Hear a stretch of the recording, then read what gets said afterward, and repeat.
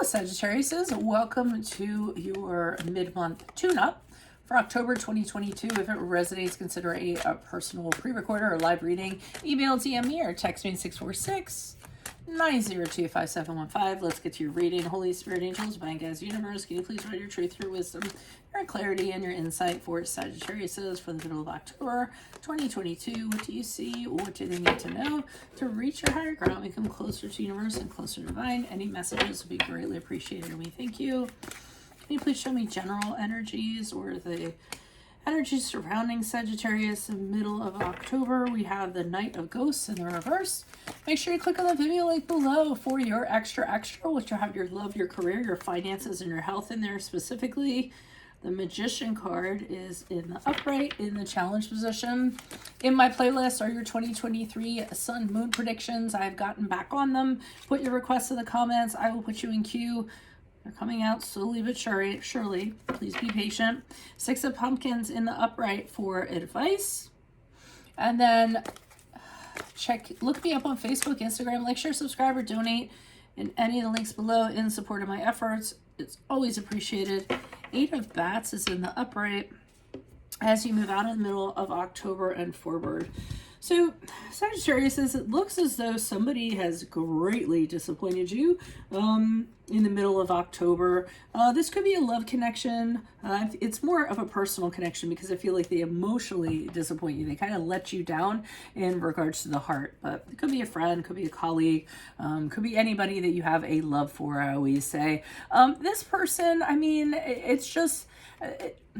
they're really not capable of having healthy, mature personal connections or relationships. So they have a tendency to have a lot of issues, like not being emotionally available, like having a problem with intimacy, having a problem with commitment.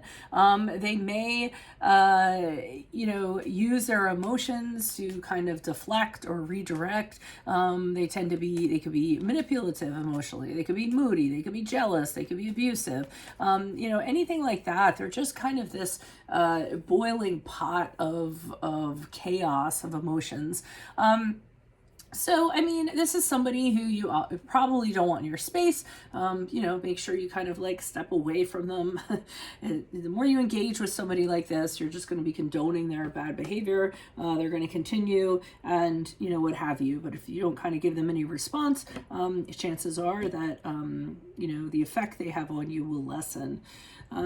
So in the challenge position, it's funny because I always, in this deck, this guy's pulling a rabbit out of a hat, and I always notice that. So I think the problem is that your challenge is pulling a rabbit out of a hat. So, finding some kind of magic or something like that to just kind of make this go away or correct it or what have you, or initiate a new cycle for yourself. It can also be that you just don't have the ability to do anything about this situation.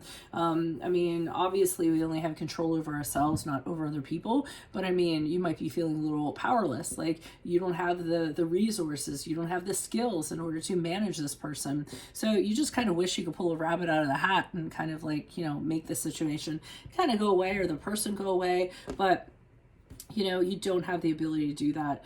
Now, interestingly enough, the advice really kind of threw me because we had the Six of Pumpkins in the upright. And what I got from this was be kinder than necessary because everyone's fighting their own battles.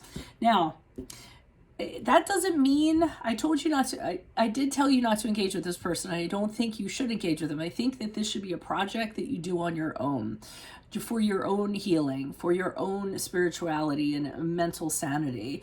But just kind of delve into a little bit, a personal project in regards to this person and why they're kind of behaving this way. Do a little bit of digging to get your answers. And then that way it makes it less about you. It makes it less of a you problem and makes it more of a them problem. So sometimes you can, discover fascinating things about people. To me, monsters aren't born. They're made. So what have they gone through in their life that has caused them to become this person that they've become? They probably don't like it any more than, the people who they've been afflicting or affecting. So it's more of the more you try to understand this person, the more you kind of show some pity, some compassion, some empathy towards it, and kind of figure it out is where it's going to be more healing to you and you're going to feel better about yourself. So that's what I'm kind of getting in terms of advice.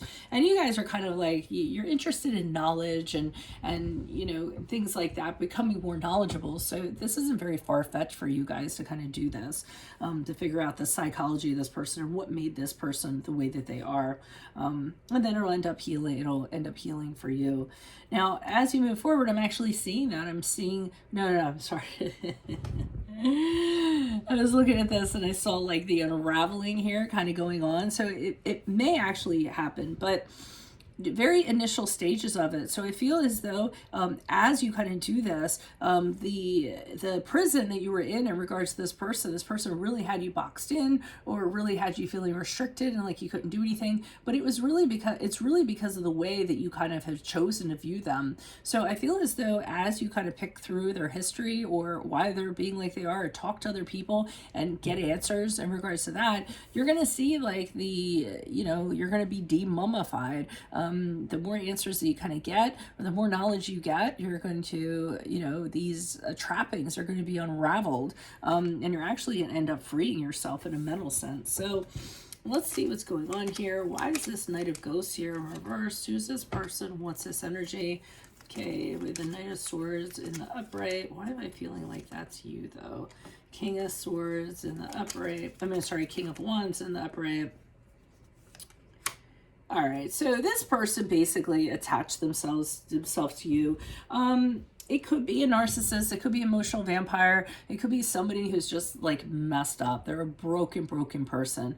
And the reason why they're attaching themselves to you is because you're well off, so you're secure, you're in good standing, you're stable. Maybe financially, maybe practically, or maybe just mentally, but you kind of are made, you have everything, you're very solid, you're a rock.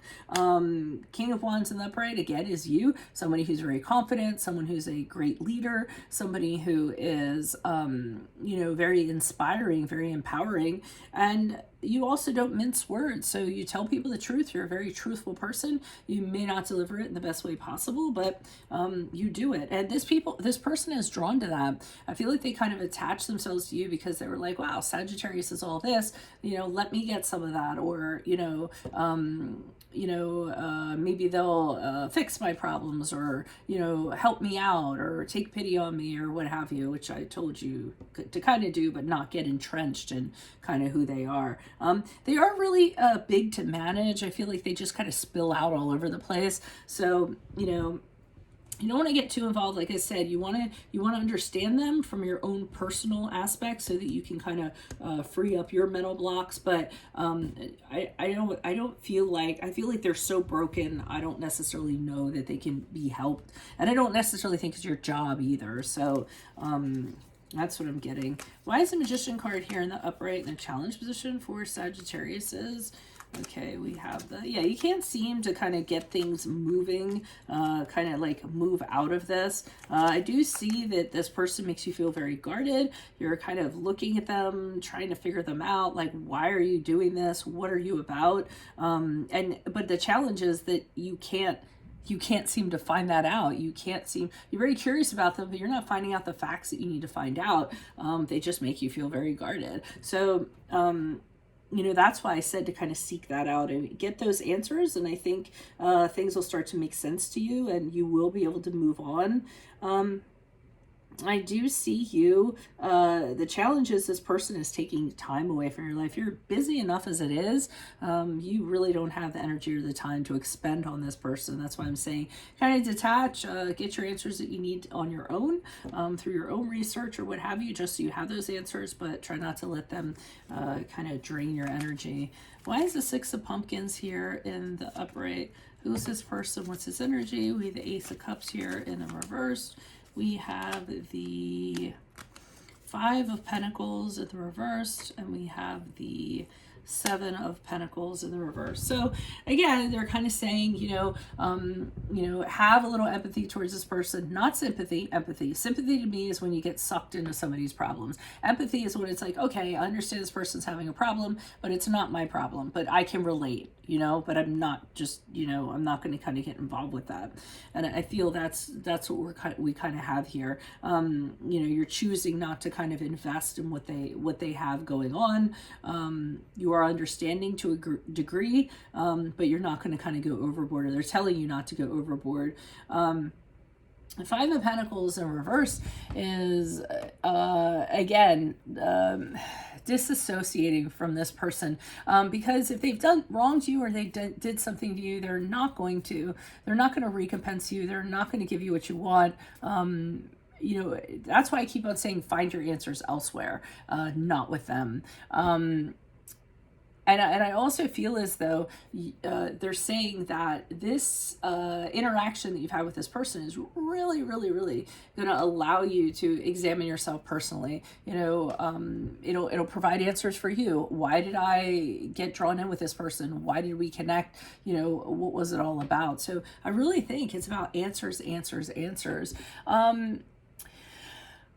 And the Ace of Cups in reverse, I'm kind of getting from that, don't let this person know any of your feelings. So don't let them know you're disappointed, that you're upset, that you're sad.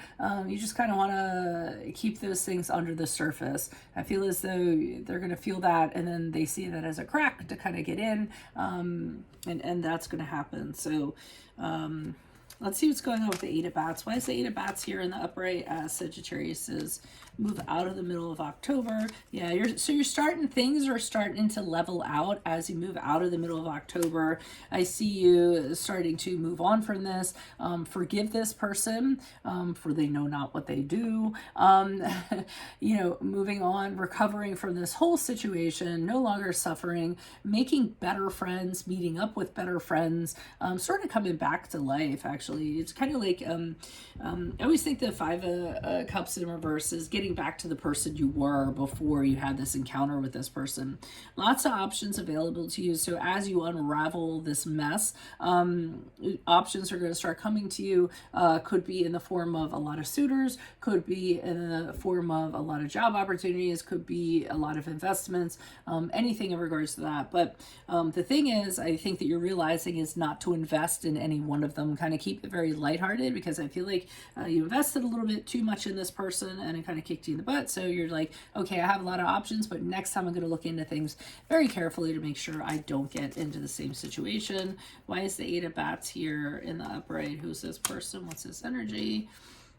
Okay, and we have the Six of Wands in the upright, indicating that you will move out of the situation victoriously. So you are going to end up being on top of it. The thing is, that's really good is that people are watching, or people are aware of the situation. They really, really like how you handled the situation. You didn't get in the trenches with this person. You didn't let them drag you down or anything like that. You just kind of, held your head up high, rose above, and, kind of did what you had to do, okay?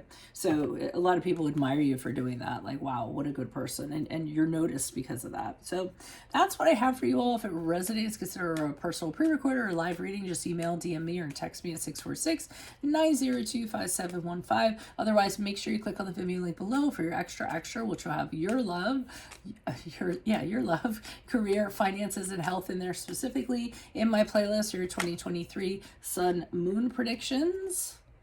2022s, or put your requests in the comments. I'll put you in queue. 2022s are still in there. See if they rang true for you. We have the Three of Swords in the upright. This indicates to me that the middle of October moving forward is going to be a little bit of a rough bout for you, okay? It's just going to be tough, difficult, painful, failure in regards to somebody. So, I mean, to me, this is just saying that you might be looking forward to a rough period of time.